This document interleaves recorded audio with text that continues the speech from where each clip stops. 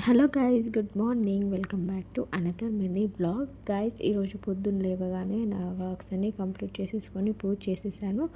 Then నేను పాలు పెట్టానమాట stove పైన. పాలు అండ్ మా వారు జిమ్కి వెళ్ళారు. సో దట్ నేను ఆయన కోసం ఎగ్స్ కూడా బాయిల్ చేయాలి.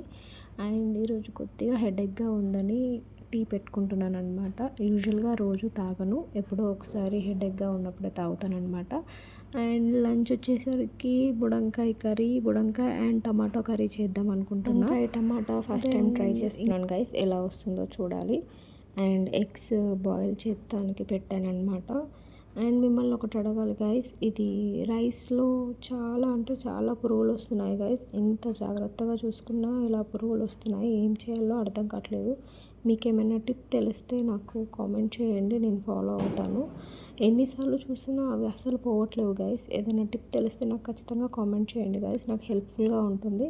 అండ్ ఎగ్స్ పెట్టేశాను, బుడంకాయ టమాటా చేయాలి అండ్ టీ తాగేసి ఈ వర్క్స్ అన్ని స్టార్ట్ చేయాలి. This is about this mini blog. See in the next videos.